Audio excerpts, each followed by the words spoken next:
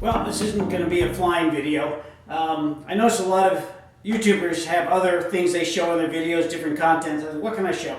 Everyone's always complimented my clam chowder. It's a recipe I've had for years and years. So I'm making it for Halloween dinner tonight, so I thought I'd walk you through. And this is Aviator making clam chowder. The first thing I'm going to do is I'm going to fry up some bacon, about a ½ pound of bacon, and we'll get that sauteed and fried. Okay, while I've got the bacon frying, I'm going to chop up some vegetables, and it's a cup and a half of onion and a cup of celery. And what I'm going to do is after I chop those all up and the bacon's done, I'm actually going to remove some of the bacon fat, but then I'm going to saute the onions and celery in the small amount of the bacon fat. And remember, before you start chopping, always just put a little bit of edges. The steels straighten out the blades, don't really sharpen it, but they magnetize and straighten out the blades. You don't need much, but always do that before you chop it, and you'll notice a lot better edge. You want your bacon crisp, but not crunchy dark. You want a little bit of the fat flavor in the soup as you cook it. Okay, I've got the bacon out. It's all fried up. I've got a little too much bacon grease in here for sauteing, so I'm going to remove all of it except maybe 4 tablespoons of it for sauteing. Okay, while I've got my onions and celery sauteing, my bacon's ready. I'm going to work on the potatoes. I need to peel and dice into small, kind of small cubes, not too big a chunk. But I need 4 cups of potatoes to get diced up. So I'll do that while the vegetables are sauteing. You don't want to overcook or over saute the onions and celery. You just want to maybe 5-7 minutes until the onion is clear. And then at that point, you're going to add your 4 cups of potato and saute maybe another 5 minutes. Okay, forgot to mention, since you are sauteing potato and onion, good time to add a little salt, a little pepper to flavor up the saute a little. Okay, I've sauteed the potatoes maybe 5-7 minutes. Not enough to really brown them, but just enough to get them cooked a little and mixed in with the flavors of the onion and celery. From there, we're going to add the clam juice. And there's 2 cups of clam juice. This isn't 2 cups, but it's 2 cups. I use Snow's clam juice. I get it from the market. It's nothing special. But you want to add 2 cups. Then we're going to throw a couple bay leaves in. Bay leaves are always good for soups and add a delicious flavor. So we'll put about 3 bay leaves in. I've got the potatoes, celery, onions cooking in the clam juice back here. A couple bay leaves, we'll let that cook on low for a little bit. Meanwhile, I'm going to make up a roux. And a roux is an equal amount of grease, butter, and flour. And you combine them and cook them to basically take the bitterness out of the flour. You can just add flour to soups and things to thicken. But flour by itself is a little bit bitter. So by cooking it with the butter, you take the bitterness out. But be careful because butter does burn easily, and burnt butter has a horrible taste. So you don't want to burn the butter. So it's just a low heat, maybe 5 to 7 minutes cooking the two together, and it makes a very thick, creamy contexture. But when you add liquid to it, it really thickens up. But this will be the base of our soup, the roux. Okay, I've got my roux going. Constantly stirring it, making sure I don't burn the butter. I'm actually going to turn the heat off for a second. These pots get awful hot quickly. Don't want to burn the butter. Potatoes have been cooking maybe 5 minutes. You want them still a little bit firm. You don't want them to get mushy because there's still cooking to do in the soup. So at this point, I'm going to add a little cooking sherry to my potatoes. Oh, I don't know, maybe quarter cup of sherry. Sherry is a wonderful wine to add to different cooking things. Not only do you add the sherry flavor to it, but when you add wine, it actually changes the way the food produces flavors, and it enhances flavors, not just adds flavor. So that's something, I don't know where I saw that. I saw it on the internet, so it must be true, right? So potatoes are just about done. The roux will be done in just a second. Okay, my roux is done. So at this point, I'm going to add 2 cups of milk and 1 cup of half and half.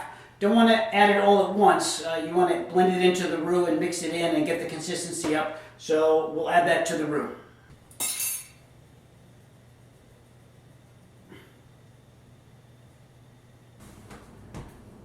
Okay, at this point, I'm going to chop the bacon up into bits and add that to my potato mixture. Okay, with these 2 guys cooking, the next part is to prepare the clams. I use a combination of whole clams that I get from the market. In this, it's 4 pounds of clams. Remember, most of the weight's in the shell.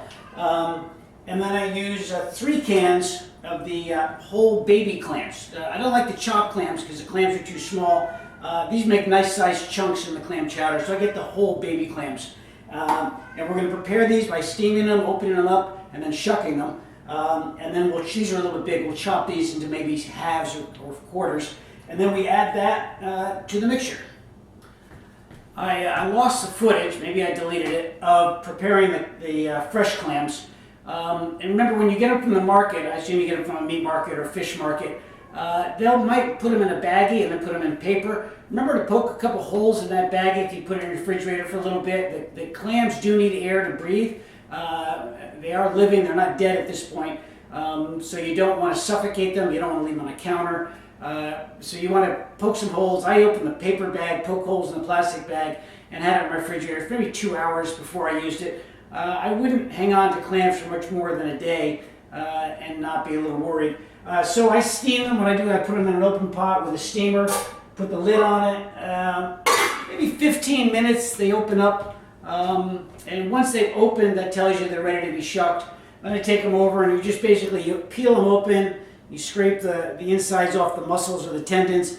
And sometimes you'll see a black section in there. That's the stomach of undigested food. Just cut that out. It's not harmful, but it doesn't taste as well as the clam. You can rinse them afterwards before you put them in the pot. But typically you cut the stomachs out. Then you add the clams after you prepare them to your potato mixture. You bring it to a boil. It takes a couple minutes. I have it turned off so I'm prepping the clams. Bring it to a boil. That'll take a couple minutes. Then I add my roux. And then we add a little seasoning, and I'll go through the seasoning in just a second. I'm adding the roux to the potato clam mix, and it can be added right in. You don't have to hesitate or wait or put it in. You just add it in there. Because I've already brought the mix to a boil. And if you notice, I went to a bigger pot. I think that was the last thing. I forgot to mention it. Yeah, at some point you need a bigger pot. This will make a fairly large batch for a party or a get-together. Should be eaten once you finish making it within 2, maybe 3 days because of the clams. But certainly with hungry people around and having lunches, leftovers are always good. So I'm up to about here in the pot right now. So it's a pretty good amount of chowder. And then after I add the roux, I'll bring it to a boil. I'm going to cook it for maybe another 10-15 minutes, and then season it. Now remember, we've already got the salt, the pepper, cooking sherry, thyme, bay leaves. A lot of seasoning already in it, Worcestershire. I'm sorry, I gave away my secret. My secret ingredient is Worcestershire sauce. About 2 tablespoons of Worcestershire sauce. It somehow complements the clam juice, and the flavor is just fantastic. I learned this at a restaurant that I actually worked in college, and they had the best clam chowder ever. Actually, I stole the recipe from the restaurant in college, and this is basically their recipe. College was in New England, New Hampshire, so they know some good chowder back in New England. And this is that recipe passed on. So with that, just the Worcestershire sauce, 2 tablespoons, cook another 10-15 minutes, let it sit maybe 2 hours, let some of those flavors blend together, and you have got the best New England clam chowder. This has been cooking for about 10 minutes. Look at the chunks in there. You can see the clams all over the place, vegetables, potatoes. This is just a delicious chowder. So it's just about done. I'm going to turn it off and let it cool, let it sit, and the flavors will just blend a little more, and it'll be ready to go. So with that, this is Treetop Flight signing off. Remember, dream it and just cook it.